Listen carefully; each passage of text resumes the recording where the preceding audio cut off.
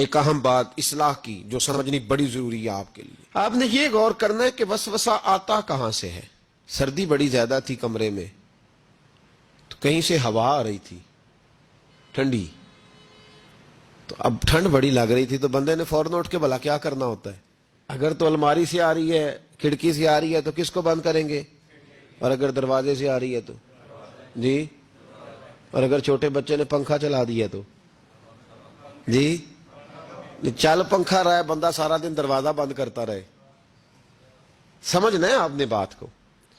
آپ نے اس دروازے کو بند کرنا ہے جہاں سے وسوسہ آتا ہے. اگر آپ کا قریبی سجن ہے نا, قریبی دوست ہے, قریبی, اخنس بن شریح کہتا ہے میں دین کے قریب آ گیا تھا جن دنوں انہوں نے نبی پاک صلی اللہ تعالی علیہ وآلہ وسلم کو شیب ابی طالب میں قید کیا ہوا تھا نا, تو اللہ کے محبوب علیہ السلام رات کو پہاڑ پر بیٹھ کر قرآن پاک کی تلاوت فرماتے تھے. کوئی اچھا قاری قرآن پاک پڑھے نا, اچھا قاری, تو بندہ مست ہو جاتا ہے. تو مجھے بتاؤ جب یاسین والے رسول خود یاسین کی تلاوت کرے, جب مدثر والے محبوب کی زبان سے خود مدثر کے جملے نکلے, اور جب مزمل والے محبوب خود مزمل کا ذکر کرے, پھول جڑتے ہوں گے, کلیاں مہکتی ہوں گی, زمانہ سارا مہک و ٹھنڈک سے بھر جاتا. نبی پاک صلی اللہ علیہ وسلم پہاڑ پہ بیٹھ کے پڑھتے تھے رات کو, تو وہاں نا ابو سفیان بھی آ گئے سنتے سنتے, کیونکہ انہوں نے پابندی لگائی ہوئی تھی کہ کوئی بھی بندہ وہاں نہ جائے, سوشل بائیکاٹ معاذ اللہ کیا ہوا تھا, کوئی نہ ادھر جائے. تو سنتے سنتے ابو سفیان آ گئے. کہتے ہیں حضور قرآن پاک پڑھ رہے تھے تو مجھے لطف بڑا آیا سننے کا. تو وہاں ایک قریب جھاڑی تھی تو ابو سفیان جھاڑی میں بیٹھ گئے.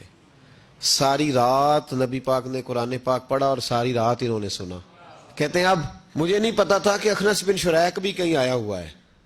اس نے بھی, وہی بھی یہ دیکھنے آیا کہ کہیں کوئی وہاں آیا ہوا تو نہیں, وہ بھی کسی کونے میں جھاڑی میں بیٹھ گیا. حضور قرآن پاک کی تلاوت فرماتے رہے, وہ ساری رات سنتا رہا. ادھر سے کہیں ابو جال بھی آ گیا, پتھر دل تھا, پر میرے مصطفیٰ قرآن پڑھتے تھے تو کان اس کے بھی کھڑے ہو جایا کرتے تھے. ساری رات تلاوت سنتے رہے, تینوں پکے کافر جھاڑیوں میں بیٹھ کر تلاوت سنتے رہے. صبح جب جانے لگے تو ملاقات ہو گئی.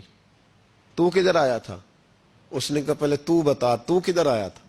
میں تو آیا تھا دیکھوں کوئی آیا تو نہیں. میں تو کدھر؟ اس نے کہا میں بھی یہی دیکھنے آیا تھا کہ یہاں کوئی آتا جاتا تو نہیں. ابو جال زیادہ شاطر تھا, کہنے لگا خبردار کل کوئی نہ آئے, آج تو آ گئے کل نہ ہونا. اللہ اکبر. لیکن جہاں دل لگا ہوتا ہے نا وہاں دل کھینچا چلا جاتا ہے.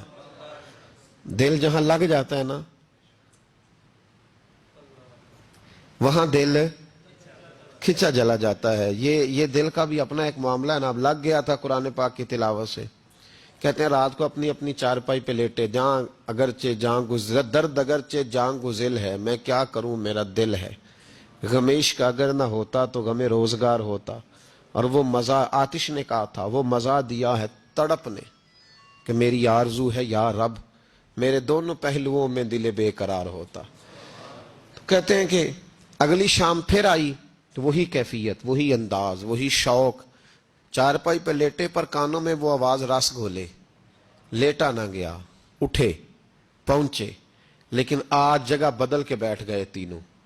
صبح ساری رات سنتے رہے محبوب کی تلاوت. صبح اٹھے تو پھر چوک میں ملاقات ہو گئی. تو کدھر آیا تھا, تو کدھر؟ ابھی بات ہونے.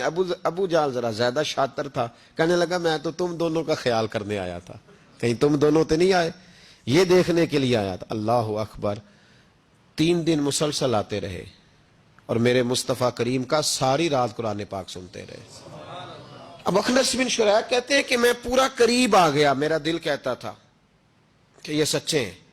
کہتے ہیں میں نے تیسرے دن مشورہ کیا, میں نے کہا یار پتہ تجھے بھی ہے مجھے بھی ہے کہ نہیں آنا, پر ان کی آواز ایسی ہے, وہاں لذت ایسی ہے, نہیں نہ رہا گیا تجھ سے بھی. مان کیوں نہیں جاتا کہ ساری باتیں اپنی جگہ پر ان کی بات کانوں سے ہو کے دل میں اترتی چلی جاتی ہے, مانتا کیوں نہیں؟ اخنس بن شریح کہتے میں پورا قریب آ گیا, پر ابو جال نے مجھے پھر گمراہ کیا. کہنے لگا یار یہیں رہے ہیں, بچپن بھی یہیں گزارا ہے, معاذ اللہ 2 ہاتھ ہیں 2 آنکھیں ہیں, سارا کچھ وہی ہے, کان پٹیاں سفید ہوئی ہیں تو کہتے ہیں میں اللہ کا نبی ہوں معاذ اللہ. اس نے وسوسہ اندوزی کی تو کہتے ہیں میں پھر بیک ہو گیا. آپ کیوں نہیں اس شخص کو جانتے جو وسوسہ اندوزی کرتا ہے؟ آپ اس جگہ کیسے چلے گئے جہاں وسوسہ اندوزی ہوتی ہے؟ یاد رکھیں اس جگہ جائیں جہاں جانے سے دل صاف ہوتا ہے، جہاں جانے سے دل کا زنگ اترتا ہے، آپ کے وسوسے دور ہوں گے. وہاں جائیں جہاں ایمان کی، یقین کی، تیقن کی دولت بڑھتی ہے. کیوں وہاں جاتے ہو جو بیک کر دیتا ہے؟